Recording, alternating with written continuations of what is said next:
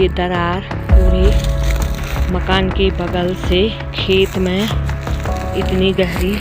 सरकार ने जनता को उग्र होने पर मजबूर कर दिया है। इसने हमारी सुनी नहीं और अब जोशीमठ रहने लायक बिल्कुल नहीं रह गया है।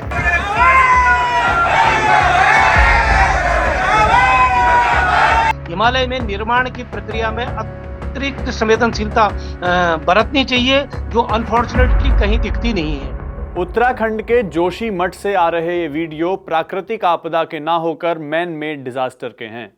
चमोली जिले के इस कस्बे में पिछले 14 महीनों से घरों में दरारें पैदा हो रही हैं, जो पिछले एक हफ्ते में हद से ज्यादा बढ़ी हैं। बीजेपी सरकार जोशीमठ के लोगों को इवैक्यूएट करने के काम में लगी है, मगर वहां के निवासी सरकार के खिलाफ प्रदर्शन कर रहे हैं और इस आपदा के लिए एनटीपीसी को जिम्मेदार ठहरा रहे हैं। न्यूज़क्लिक डेकोड्स के इस वीडियो में हम बात करेंगे कि जोशीमठ में क्या हो रहा है, इसके लिए जिम्मेदार कौन है और स्थानीय निवासी क्या कह रहे हैं। 11 महीने से जारी किसान आंदोलन की आखिरकार बिहार की राजनीति में बड़ा फेरबदल देखने को मिल रहा है। करीब 20,000 की आबादी वाला कस्बा जोशीमठ धंस रहा है।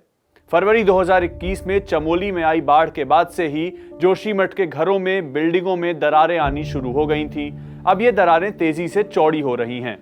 घर, सड़क, बद्रीनाथ नेशनल हाईवे, वन विभाग की चेक पोस्ट, जेपी कंपनी के परिसर में बने मकान, रोपवे से सटी जमीन, हर तरफ दरारें फैल रही हैं। जमीन के नीचे से दरारों की आवाजें आ रही हैं, जिससे लोग दहशत में हैं। जमीन के नीचे से पानी भी ऊपर आ रहा है, जो कि सड़कों पर बह रहा है। चमोली जिला प्रशासन ने 5 जनवरी को बताया है कि जोशीमठ के 561 घर अब रहने लायक नहीं बचे हैं। अब तक कुल 38 परिवारों को सरकार ने विस्थापित किया है। हालांकि मीडिया रिपोर्ट्स में पलायन कर चुके परिवारों की संख्या कहीं ज्यादा है। चमोली प्रशासन ने कहा है कि उनके पास अलग अलग गेस्ट हाउस, होटलों को मिलाकर 385 लोगों के रहने की जगह मौजूद है। न्यूज़क्लिक के पास आई वीडियोस में देखा जा सकता है कि लोग जोशीमठ से पलायन करने को मजबूर हैं। घर में पड़ी दरारों से लोग 1 डिग्री तक के न्यूनतम तापमान में भी सड़कों पर रातें काट रहे हैं। स्थानीय लोग लगातार मशालें लेकर प्रदर्शन कर रहे हैं और उत्तराखंड की बीजेपी सरकार के खिलाफ आंदोलन जारी है। वो कह रहे हैं कि उनकी ये लड़ाई जमीन में धंस रहे जोशीमठ को बचाने की है। उत्तराखंड सरकार ने आखिरकार नींद से जागते हुए शहर में हर निर्माण कार्य पर रोक तो लगा दी है। जिला प्रशासन इलाके का दौरा भी कर रहा है, मगर जोशीमठ बचाओ संघर्ष समिति के अतुल सती का कहना है कि बड़ी देर की मेहरमा आते आते। सरकार ने जनता को उग्र होने पर मजबूर कर दिया है। ये जो उग्रता है, ये आपने सड़क पर देखी है। हजारों लोग केवल एक कॉल पर, एक बार बोलने पर हजारों लोग मशाल लेकर के सड़क पर आ गए। कल जोशीमठ में चक्का जाम है, बाजार बंद है, एक गाड़ी का चक्का नहीं घूमेगा। और परसों एनटीपीसी का दफ्तर बंद रहेगा, एनटीपीसी का घेराव होगा। उसके बाद अगर सरकार नहीं झुकती है, सरकार जनता का इंतजाम नहीं करती है, जनता जो है खुले आसमान के नीचे सोने को मजबूर है। अगर तब भी नहीं चेतते हो तो और उग्र किया जाएगा। हमको उग्रता दिखाने पर मजबूर न करे सरकार, ये हम कहना चाहते हैं। न्यूज़क्लिक में छपी रिपोर्ट के अनुसार चमोली के जिला अधिकारी ने मुख्यमंत्री पुष्कर सिंह धामी के सचिव को 4 जनवरी को एक खत लिखा था, जिसमें जोशीमठ की मौजूदा स्थिति की जानकारी दी गई थी। उन्होंने खत में लिखा था कि जोशीमठ के अलग अलग वार्डों में पड़ रही दरारें शहर की ज्यादातर सड़कों, बद्रीनाथ नेशनल हाईवे, मरवाड़ी गांव में जेपी कंपनी के गेट और वन विभाग के चेक पोस्ट पर तेजी से बढ़ रही हैं। जोशीमठ औली रोपवे के टावर के बगल में 6 से 9 इंच मोटी दरार आई है, जो करीब 500 मीटर क्षेत्र में फैली हुई है।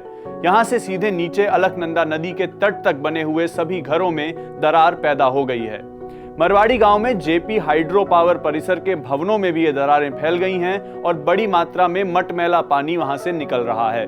5 जनवरी को जिला प्रशासन ने बताया कि BRO Helang bypass, NTPC Tapovan hydro power project, Joshimath Auli ropeway और शहर में किसी भी अन्य कंस्ट्रक्शन पर रोक लगा दी गई है। इसके अलावा चमोली प्रशासन ने एनटीपीसी और हिंदुस्तान कंस्ट्रक्शन कंपनी को आदेश दिया है कि 2-2 हजार प्री फैब्रिकेटेड यूनिट्स बनाएं, जिसमें बेघर हुए लोगों के रहने की व्यवस्था की जा सके। स्थानीय लोगों ने यह भी सवाल उठाया है कि वो होटलों में कब तक रहेंगे। इसके लिए उन्हें मुआवजे के तौर पर अलग जगहों पर जमीन दी जाए और उनका घर बनाकर दिया जाए। केदारनाथ, चमोली, रुद्रप्रयाग जैसे पहाड़ी इलाकों में लगातार बाढ़ आपदा आती है, जिसे प्राकृतिक कह दिया जाता है। हर घटना में हम देखते हैं कि एनटीपीसी जैसी कंपनियों को लोग जिम्मेदार ठहराते हैं। जोशीमठ में धंस रहे ये घर आज से नहीं 1.5 साल से ज्यादा से धंस रहे हैं। इसकी वजह क्या है और इसको समझने के लिए हमने भूवैज्ञानिक से बात की है। जोशीमठ में हो रहा है उसके लिए जिम्मेदार क्या है? जिम्मेदार जितने फैक्टर आपने गिनाए वो सब जिम्मेदार हैं। फिर भूस्खलन होना एक नई घटना नहीं है, ये ऐतिहासिक तौर पे ये दर्ज है कि जोशीमठ में बार बार ऐसी घटनाएं होती रही हैं। आज से 1000 साल पहले भी इतिहास में कहीं दर्ज है कि यहाँ कत्यूर डायनेस्टी की राजधानी थी। उस टाइम पे भी भूस्खलन के कारण उस राजधानी कहीं अन्यत्र स्थानांतरित करनी पड़ी। जब भूस्खलन बढ़े तो 1976 में तत्कालीन उत्तर प्रदेश सरकार ने तत्कालीन गढ़वाल कमिश्नर श्री महेश चंद्र मिश्रा की अध्यक्षता में एक समिति गठित की जिसमें काफी विशेषज्ञ भी थे। उन्होंने अपनी फाइंडिंग में पाया कि ये भूस्खलन के मलबे में बसा हुआ ये शहर है, तो यहाँ ज्यादा कंस्ट्रक्शन उनको हतोत्साहित किया जाना चाहिए। यहाँ जो इरेटिक बोल्डर्स हैं, पुराने भूस्खलन के बड़े बड़े बोल्डर्स हैं, उनको डिस्टर्ब न किया जाए। किसी भी तरह के बड़ा कंस्ट्रक्शन को अवॉइड किया जाए। बड़े कंस्ट्रक्शन, बड़े निर्माण के लिए बिल्कुल मनाही उसमें साफ साफ लिखा हुआ था। लेकिन ताजुब की बात यह है कि उत्तर प्रदेश सरकार ने भी, और उत्तर प्रदेश सरकार के बाद जब उत्तराखंड सरकारें आई तो तब उन्होंने भी कभी भी उस कमेटी, जो सरकार द्वारा गठित कमेटी की रिपोर्ट थी, उस पर कभी कोई ध्यान नहीं दिया। लिहाजा ये हुआ कि चारों तरफ बड़े बड़े सरकारी भी विकास कार्यों के बड़े बड़े निर्माण वहां शुरू हुए। वहां सड़कें भी उसके बाद डेवलप हुई और सड़कें भी डेवलप हुई। उसके दोनों तरफ, चारों तरफ, तीनों तरफ हाइड्रो पावर प्रोजेक्ट्स बड़े इंस्टॉल करने की प्रक्रिया शुरू हुई, अंडर कंस्ट्रक्शन है। इसके अलावा और बड़े प्रोजेक्ट, दो आर्मी, आईटीबीपी और आर्मी के भी वहाँ बड़े बेस बनाए गए, उसमें बड़े पैमाने पर कंस्ट्रक्शन हुआ। और यात्रा रूट पे था ही तो इसलिए बड़े बड़े होटल, कोई बेरोक टोक बड़े बहुमंजिले होटलों को वहाँ निर्माण करने दिया गया। इसके अलावा जो बस्तियां भी है, जो लोगों के निवास भी है, वहां भी कंक्रीट का जंगल बन गया है पूरा का पूरा जोशीमठ। और ये बेतरतीब, अनियंत्रित, वहां जो घरों से पानी निकासी होगी उसकी कोई व्यवस्था नहीं। सारा का सारे उस मटेरियल में जिसके ऊपर जोशीमठ बसा हुआ है, जो लूज मटेरियल है, उसके अंदर सीपेज के तौर पर वो पानी लगातार जाता रहा, बहुत ही पुअर ड्रेनेज रहा। तीसरी महत्वपूर्ण बात यह है कि तमाम फैक्टर्स मिलके जोशीमठ को एक टाइम बम में बिठा दिया इसने। और ये ट्रिगरिंग, जो लोगों का कहना है कि ये 7 फरवरी 2021 की जो ऋषिगंगा त्रासदी थी, उसके बाद लोगों ने देखा कि दरारें आने लगती। विस्फोटों से टेक्टोनिक डिस्प्लेसमेंट नहीं होता, लेकिन उन विस्फोटों से चट्टानों में दरारें आती। चट्टानों में दरारें आने के 3 कारण। एक कारण तो यह है कि हिमालय में लगातार हिमालय की उत्थान की प्रक्रिया जारी है, तो इस उत्थान की प्रक्रिया में जब तक भूकंप आते हैं, भूकंपों से दरार आती है। दूसरा, हिमालय में टेम्परेचर का वेरिएशन बहुत ज्यादा होता है, एकाएक टेम्परेचर बढ़ता है फिर घटता है, तो उसकी वजह से भी चट्टानों में दरार आती है। और तीसरा, जो मानव निर्मित जो विस्फोट है, उनसे भी दरार आती है। ये दरार भविष्य के भूस्खलन की नींव रख देते हैं। आज अगर दरार पड़ी है और आज भूस्खलन नहीं भी आया, हो सकता है 10 साल बाद आए, उसी दरार पर भूस्खलन आ सकता है। ये सारी चीजें हैं, तो हो सकता है कि इन विस्फोटों के कारण भी दरारों का कोई दरारें आई हो, क्योंकि सामने चाई गांव है, वहां दरारें आई हैं। तो लोगों का पहले से भी ये आरोप है। इस तरह के अध्ययन हुए नहीं है, अध्ययन किए जाने चाहिए इस दृश्य से। और ये बात तो है कि हिमालय बहुत संवेदनशील है।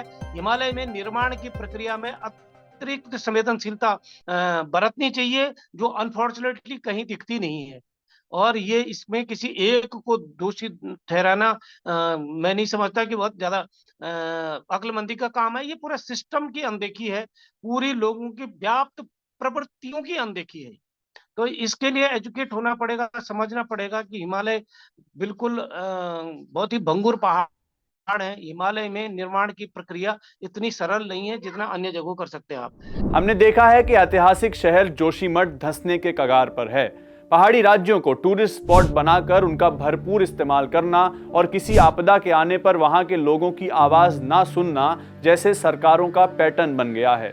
जोशीमठ को बचाने के लिए लोग सड़कों पर हैं, सरकार भी जग रही है, मगर देखना है कि क्या सरकार ऐसे पहाड़ी इलाकों को बचाने के लिए कोई ठोस कदम उठा पाएगी या जोशीमठ को भी प्राकृतिक आपदा कहकर इग्नोर कर दिया जाएगा। ऐसे और वीडियोस के लिए सब्सक्राइब कीजिए newsclick.in को। हमारा सब्सक्रिप्शन लिंक डिस्क्रिप्शन में है। देखने के लिए शुक्रिया।